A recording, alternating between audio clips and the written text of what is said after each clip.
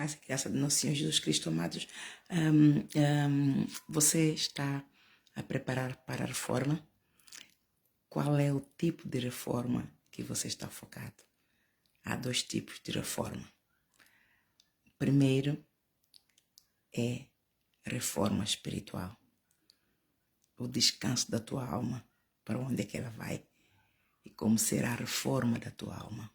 O segundo é a reforma terrestre, o descanso da carne, do corpo. Como é que você vai sustentar o teu corpo quando você já não puder trabalhar, quando você já fez tudo o que tinha que fazer e chegou o momento de reforma, você já não vai trabalhar e vai para casa. Ora, Eclesiastes, capítulo 12, é muito claro, diz que o profeta Salomão diz que a juventude deve preparar-se para a velhice, para quando chegar nestes dias não tenha neles descontentamentos, ou seja, não se arrependa, para que não se venha arrepender de não ter feito a coisa certa no momento certo.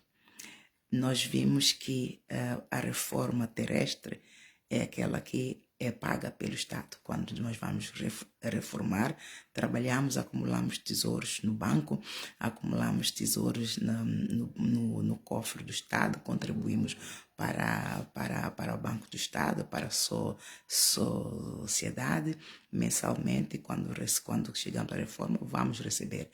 Isto é terreno, é para a terra. Jesus disse: tudo que é da terra ficará na terra, e na terra não ficará pedra sobre pedra.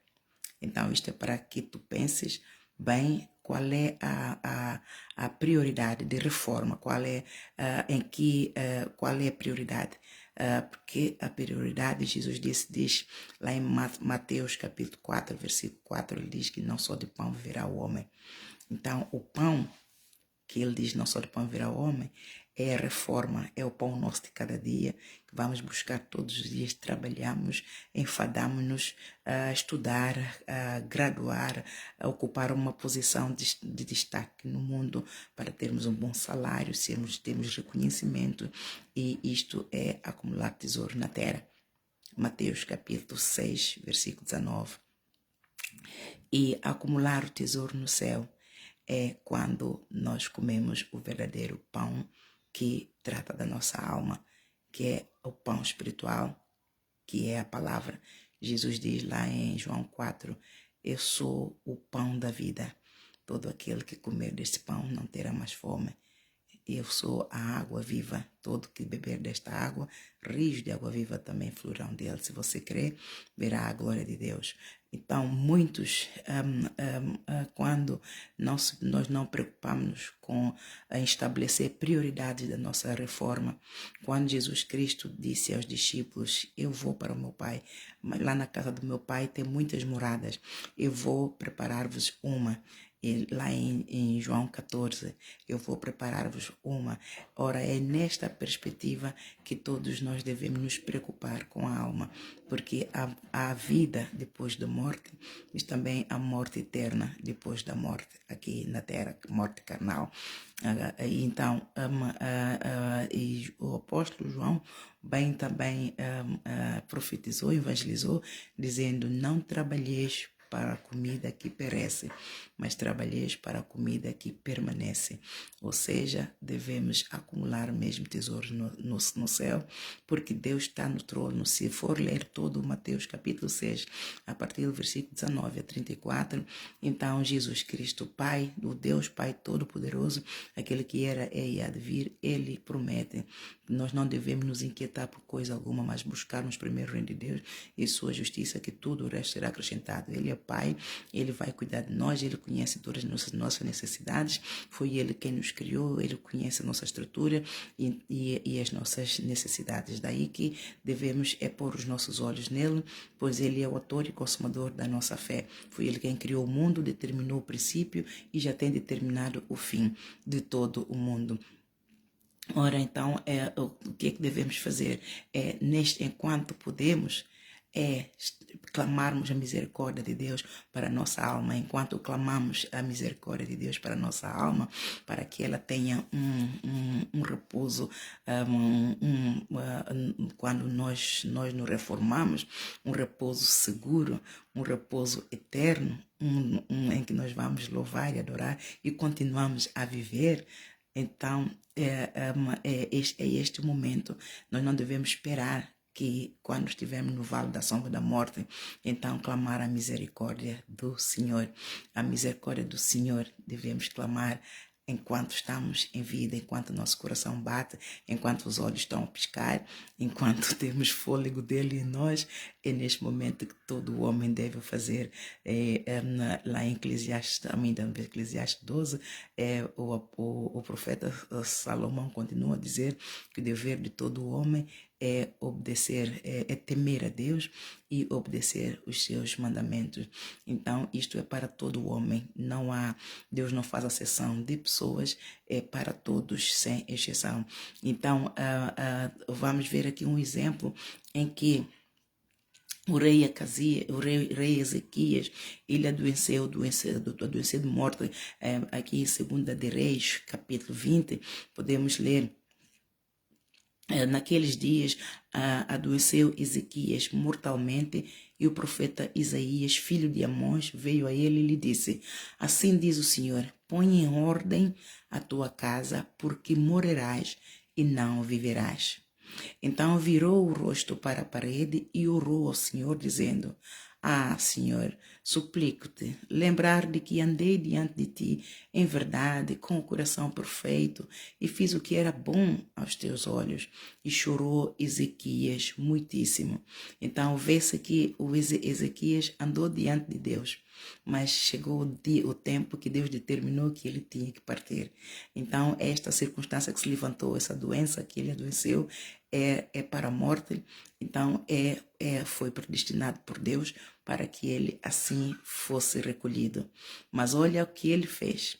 Sucedeu, pois, que não havendo a Isaías ainda saído do meio do pátio, veio a ele a palavra do Senhor, dizendo: volta e dize a Ezequias, capitão do meu povo: assim diz o Senhor, o Deus de Davi, o teu pai: ouvi a tua oração e vi as tuas lágrimas.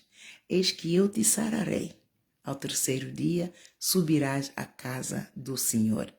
E acrescentarei aos teus dias, viu? Acrescentarei. Acrescentarei. Os tempos de Ezequias tinham terminado aqui na terra. Deus tinha determinado, ele foi predestinado para viver aqueles anos apenas aqui na terra. E como chegou o tempo dele se tinha cumprido. Então esta circunstância se levantou, essa doença de morte se levantou para que Deus então o recolhesse. Nisto Deus, ele clamou a misericórdia do Senhor, e o Senhor atentou para a oração dele e acrescentou-lhe 15 anos de vida. E acrescentarei aos teus dias 15 anos, e das mãos do rei da Assíria te livrarei a ti e a esta cidade, e ampararei esta cidade por amor de mim e por amor de Davi, meu servo. Ora, amados, em Romanos capítulo 9, versículo 15 a 18, Deus diz: eu terei misericórdia. Deus disse a Moisés, e também Deus me disse a mim, quando eu clamei misericórdia sobre o meu amigo que faleceu. Muito gostei dele, era uma alma muito bonita, o Adelino. Clamei muito a misericórdia do Senhor. O Senhor também me respondeu: eu tenho misericórdia de quem eu quiser. Aqui em Romanos capítulo 9, versículo 15, o apóstolo Paulo refere-se à profecia escrita está em Moisés, e ele diz: Deus disse a Moisés: terei misericórdia de quem eu quiser ter misericórdia, e me compadecerei de quem eu quiser me compadecer. Ora, o Ezequias andou diante de Deus na sua sinceridade, com temor do santo nome do Senhor. Ele honrou a Deus durante o tempo que ele esteve em vida, e o Senhor teve misericórdia dele. Mas poderia ser o caso de o Senhor dizer: não, é o tempo de tu subires para vir para o meu seio e ser recolhido, é o tempo, e vais, acabou. Então não espere para que você esteja no vale da sombra da morte, como Ezequias teve, ou no caso de Ezequias, ele já era servo e honrava a Deus, cometeu os seus pecados, como todos nós. Ninguém é justo, ninguém é perfeito, é o Senhor, é a sua palavra que nos santifica, se nós dermos o lugar, se nós obedecermos, se nós renunciarmos, se nós perseverarmos, servindo ao Senhor. Então é muito importante que você comece a preparar a tua reforma, a verdadeira reforma. A reforma terrena cuida o governo. Nós vamos descontando para a Caixa, para a Segurança Social, vamos descontando, e quando chegar o tempo que cumprimos nosso tempo da vida ativa, da vida social ativa, em termos do emprego, a vida laboral pública ou privada, nós então reformamos. Esta é carne, é terrena. Esta reforma, não importa a quantidade que for, nem que nós viemos para casa com 3.000, 5.000, esta não compra a salvação da alma. Temos que dividir as coisas, temos que separar as coisas, cada coisa no seu lugar. Alma, espírito é espírito, carne é carne. Jesus disse lá em João capítulo 3, o que é da carne, o que é nascido da carne é da carne, o que é nascido do espírito é do espírito. Então, se você quer acumular tesouros no céu e ter uma reforma espiritual garantida, comece agora por receber Jesus Cristo como Senhor e Salvador da tua vida. Não espere para andar no vale da sombra da morte, então clamar a misericórdia, porque a misericórdia pode não chegar, porque você não honrou a Deus quando você tinha que honrar, você não serviu a Deus quando tinha que servir, você não clamou a Deus como você tinha que clamar. O Ezequias conhecia Deus e ele clamou ao Senhor. Ele argumentou com o Senhor a causa dele, as razões dele, que ele andou na sua sinceridade durante o tempo diante do Senhor, fez o que era bom. E o Senhor poderia ter tido misericórdia dele, como não? Porque o tempo dele chegou. Agora, e você, se o teu tempo chegar, você estará preparado? Vamos supor, você estará numa cama. Todos nós queremos que quando chegar o dia, a gente não acordar de manhã, dormirmos e não acordarmos mais. Esta é a morte mais feliz para todos, não é? Nós não temos que sofrer, não temos que ter dores, nem dar trabalho a ninguém, por aí fora. Esta é a morte mais feliz. Ok, é a morte da carne, não é? O Deus tira o espírito. Agora, quanto à morte espiritual, será que ela vai ser feliz? Para onde vai a nossa alma? Então, nós não vamos dar lugar ao mundo para levar não só a nossa carne, como também a nossa alma. Vamos preparar a reforma da nossa alma também. Não só de pão viverá o homem, mas de toda a palavra que procede da boca de Deus. Não vamos, no dia que nosso corpo tombar e o Senhor recolher o espírito, ele de certeza vai perguntar do que você fez com a tua alma. Ele vem pedir a tua alma, como é que a tua alma está? Será que a tua alma está pronta para entrar no seio dele? Olha que ele é santo e ele é soberano, por isso ele decide quem ele quer ter misericórdia. A soberania dele dá-lhe o livre-arbítrio e o direito de ter misericórdia de quem ele quiser, e ele continuará a ser o mesmo Deus, porque ele não muda. Fora dele não há outro Deus, depois dele nenhum outro Deus haverá. Ele disse a Moisés: eu sou o que sou, e fora de mim não há outro Deus. Então é este Deus que criou o céu e a terra debaixo da terra, criou você e a mim, a sua imagem e semelhança, que ele é o alfa, o ômega, o princípio e o fim. Ele determinou, ele nos predestinou, determinou a nossa vinda, tem determinado o nosso tempo aqui na terra. Não importa quem você seja, você não tem poder de mudar o teu futuro, mesmo que você seja um tirano, mesmo que você seja um criminoso, mesmo que você seja um bruxo. Deus, enquanto Deus quiser que você foi predestinado para cumprir os teus dias aqui na terra, você cumprirá. Nós muitas vezes dissemos, por que que o Senhor permite que estes governos tiranos, como foi, por exemplo, o faraó, não é? E o Nabucodonosor, que era o idólatra, e muitos outros reis, porque que Deus permite que massacre as pessoas, que mate as pessoas, que faça isso? Como Deus me disse ontem, no tempo aqui na terra, todos vêm predestinados com um tempo para estar aqui na terra. Enquanto o tempo não for cumprido, as pessoas não vão. Então, Deus é Ele quem determina encurtar o nosso tempo. Pela vontade dela. Nós vimos muitos presidentes que demoraram, todos criam as suas mortes, não é? Mas eles não morriam, continuavam a matar os povos das suas nações e das outras nações, conspirar e por aí fora. E nós só dizíamos, onde é que existe Deus? Eu me lembro, inclusive, quando começou o início da pandemia em 2020, saí à rua na Marginal de Seixal, fui evangelizar e as pessoas estavam muito tristes. Eu, quando falava com as pessoas disseram, ai, não quero saber de Deus. Mas onde é que está Deus? Por que é que permite tanta morte? As pessoas estavam a morrer muito em Portugal, até mesmo em Portugal não houve tanta morte, mas em outros países.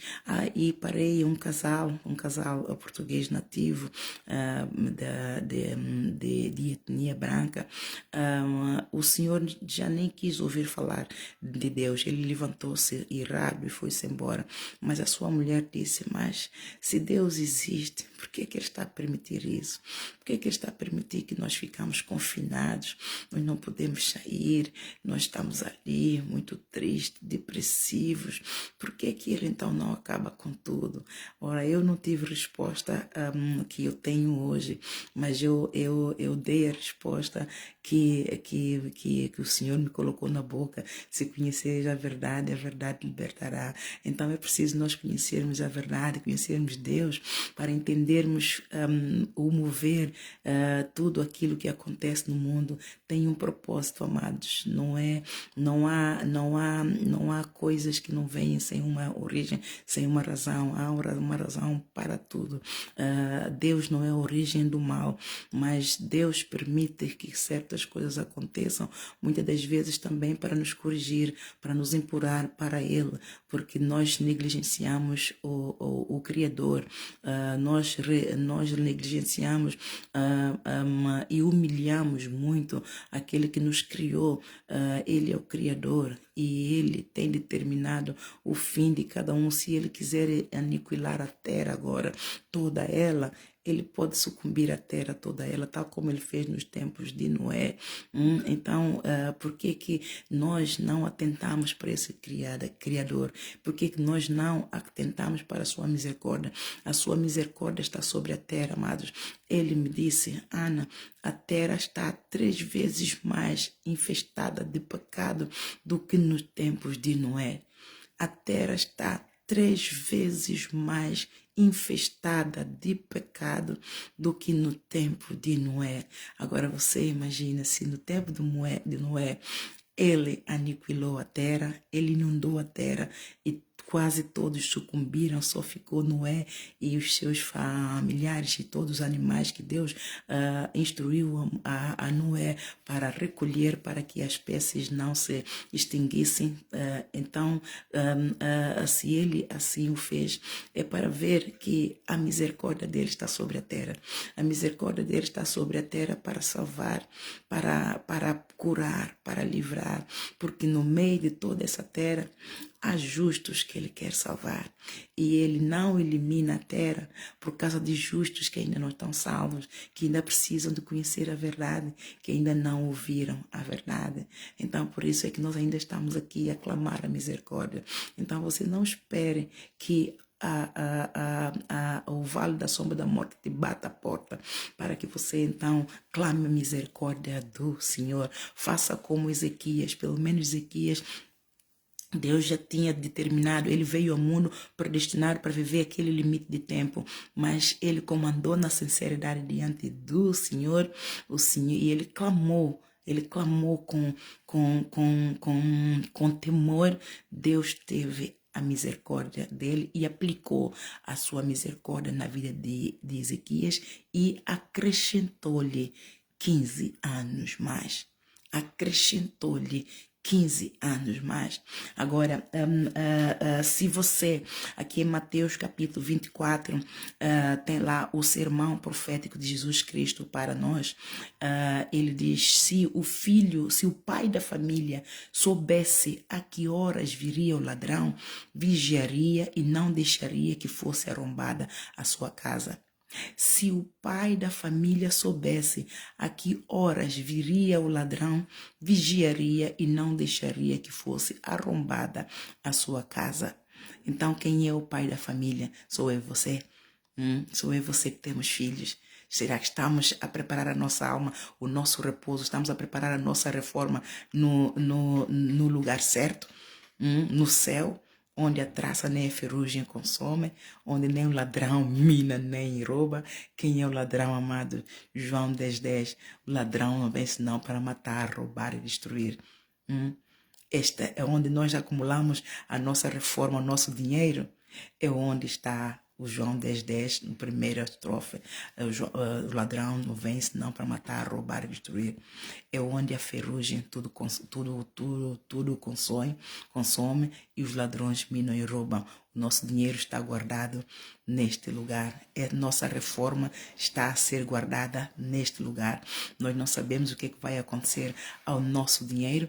Nós não sabemos até se nós vamos usar deste dinheiro, nós estamos a acumular, nós nem sabemos se vamos chegar à reforma. Então isso é falta de sabedoria, não buscar ao Senhor para acumular o nosso tesouro no céu, onde é a reforma, onde nem a traça nem a ferrugem consome.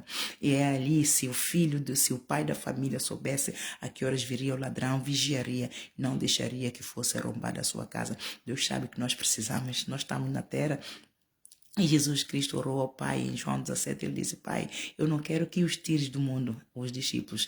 Se nós somos discípulos de Jesus, ele disse, Pai, eu não quero que os tires do mundo, mas eu quero que tu os faças um. Ora, quando nós andamos em união, nós estamos a acumular tesouros no céu. Então, os valores para moldar o nosso caráter, amados, aprendemos na igreja, aprendemos com a palavra de Deus. A igreja que prega o verdadeiro evangelho, e você, se tem interesse em acumular tesouros no céu, então você vai aprender. O teu Deus Jesus Cristo, o Espírito, pelo poder do seu Espírito Santo, ele vai moldar o teu caráter, ele vai lavar a tua alma nas vestes do seu sangue, e você então vai acumulando tesouros no céu. Você vai nascendo de novo da água e do Espírito Santo. Ele vai te batizar com fogo e o teu lugar no céu será reservado. E ele disse que ele veio, em João 10:10 diz, ladrão não vem senão para matar, roubar e destruir. Mas Jesus Cristo veio para dar vida e vida com a abundância. Quando você, o espírito voltar para Deus e teu corpo tombar, a tua alma encontrará com Jesus. Ele veio para te dar vida e vida com abundância. Você então terá essa vida e vida com abundância. Você louvará no céu, você ocupará o teu lugar que ele tem reservado. Então não espere que a morte te bata a porta para clamar a misericórdia do Senhor enquanto você está em vida. Faça as duas coisas. Deus entende quando você não tem tempo para ir à igreja. Ele sabe que você está a trabalhar, os horários que você tem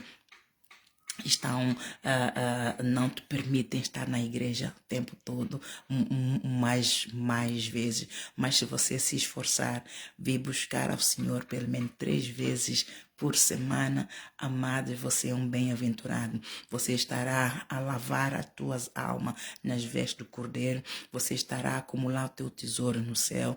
É ali onde a tua reforma está a ser ajuntada, preparada para quando você partir deste mundo, você tomará posse da tua reforma, porque há vida depois da morte, mas também a morte depois da vida aqui na terra. Então você escolhe. Deus hoje te está a colocar mais uma vez diante de ti a morte e a vida, o bem ou o mal. E Deus quer salvar. Ele disse: é da minha vontade que todo o homem seja salvo. Eu, na minha alma, não tenho prazer na morte do ímpio. Por mais vermelhos que sejam os teus pecados, por mais sujos, por mais imundos que sejam os teus pecados, eu sou poderoso para poder lavar e purificar de toda imundícia e te fazer a tua alma mais alva do que a neve, para que ela me agrade, a sua fragrância da tua alma me agrade. Então não espere para amanhã, não acompanhe cama, não acompanhe marido, não acompanhe esposa, não acompanhe filhos, não acompanhe o frio, o tempo, amados, o tempo não tem nada a ver, amados. Se você quer buscar a Deus, Ele supre as suas necessidades. Você está doente, não pode, vai à casa dele, você vai ver como ele te vai curar. Só se você não pode andar, você não tem ninguém para te levar. Mas há um milagre no templo do Senhor, aquele templo em que Ele levantou para que todos aqueles que o amam venham adorar, venham ouvir a sua palavra e venham experimentar a sua plenitude da sua unção na sua casa. Este não sairá da sua casa confundido nem desbaratado. Confundido será sempre Satanás e seus demônios que põem a gente na cabeça: eu estou com muito frio, eu estou doente, eu tenho muitas dores de cabeça. Experimente largar tudo isso e ir à casa do Senhor. O Senhor diz: honra-me a mim e eu te honrarei. Você não será confundido. Ele é fiel para cumprir toda a palavra que nos diz. Pode levar tempo, amado, mas Deus não se desvia daquilo que Ele nos promete, só se nós desistirmos dele, mas Ele não desiste de nós. Eu tenho passado o meu testemunho, toda a minha caminhada desde o princípio. Deus quer que eu torne pública.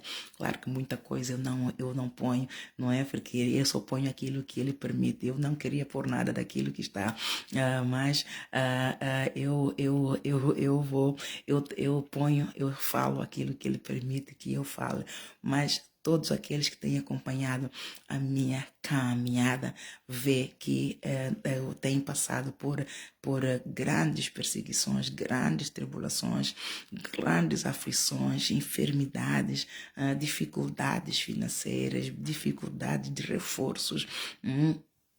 Assim como os discípulos abandonaram Jesus, discípulos que Ele enviou para a seara, para me levantarem os braços, abandonaram-me, não reconheceram a autoridade de Jesus em mim, não se sujeitaram, não receberam a correção e, muito pelo contrário, ainda queriam fazer aquilo que quisessem. De repente sabem mais do que eu.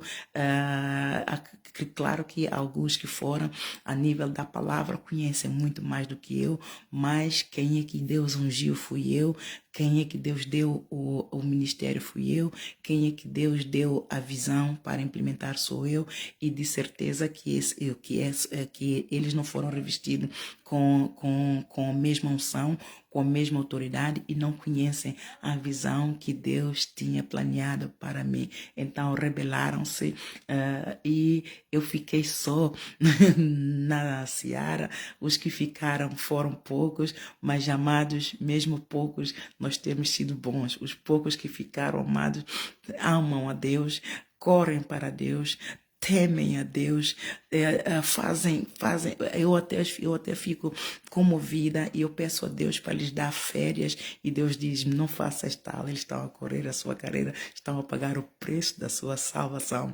Amado, paga você o preço da sua salvação. Pagar o preço da salvação é ir acumular tesouro no céu. Pagar o preço da salvação é tratar da tua reforma lá no céu. A da terra fica cá, é da carne, ela sucumbe. Jesus disse: neste mundo não ficará pedra sobre pedra. Se você quiser ficar, pode continuar a investir na reforma terrena. Lá em Apocalipse 22, o 21, ele diz: aquele que estiver sujo, suje-se mais. Você está a investir na reforma terrena, a correr atrás de dinheiro, não dá nada ao Criador que te deu o fôlego, que te dá a vida, que pela sua graça redentora, você vai vivendo, acordando a cada manhã, porque não chegou ainda o teu dia de sucumbir, você está a abusar dele.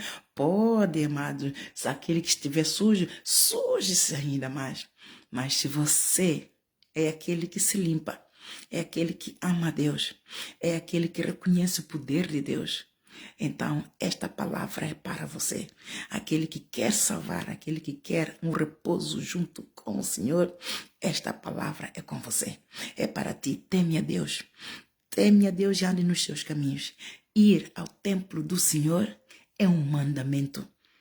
É um mandamento. É um mandamento, amados. Deus não vai usar um líder para levantar um templo para que todos venham congregar, para que ele fique vazio. Leia lá em Ageu, está no Velho Testamento, Ageu só estão 2 capítulos, capítulo 1 e capítulo 2, em que ele falou pela boca do seu profeta Ageu, que repreendeu severamente ao rei de Israel e ao povo e aos sacerdotes e todo o povo, e disse: é justo que vocês correm para as vossas casas tocadas, porque é mais confortável, porque têm dinheiro, porque têm isso, agora têm riqueza, a graça do Senhor chegou a vocês, vocês agora estão ricos, todo o coração esfriou, já não querem saber da casa de Deus, já não querem levantar o templo, já não querem dar dinheiro para construir isso, não querem dar dinheiro ao sacerdote para levantarem isso, começaram a construir o altar, depois deixaram. Deus disse: é justo que você fique na tua casa, estucada e encolhida no bem bom, enquanto a minha casa fica vazia. E por causa dessa vossa atitude, dessa vossa negligência, desse desrespeito e dessa ingratidão, irreverência para comigo, tudo aquilo que vocês ganharem vai cair num saco furado. Por isso temos sempre fome, amados. Porque aquele que busca Deus, ele está saciado. Porque ele tem fé, ele não fica confundido nem desbaratado. Ele não põe os olhos no homem, mas ele põe os olhos em Deus. Assim como Abraão, Deus pediu a Abraão o filho. O Abraão também foi um pouquinho ingrato. Assim que Deus lhe abençoou com o filho, o amor ao filho tirou-lhe da presença de Deus. Deus então pôs-lhe à prova. Disse para ele oferecer o filho, que vai matar o filho, que Deus vai levar de novo. E ele então disse: Deus deu, o Senhor tira. Mas ele, claro que estava amofinado, e a levar o filho para fazer o holocausto para o Senhor, o filho lhe pergunta-lhe: pai, é o Isaac, o pai, mas onde é que está o cordeiro para o sacrifício? E Abraão respondeu: Deus proverá. A fé dele é que, no fundo, ele lá ainda tinha uma esperança que Deus iria ter misericórdia dele, porque esse filho foi uma promessa do Senhor. Mas o Senhor, ele é Deus, ele dá, ele tira, ele tem poder para isso, mas ele não quer tirar. Ele quer que você seja bem-aventurado aqui na terra. Ele quer que você tenha um pouquinho da sua glória aqui na terra.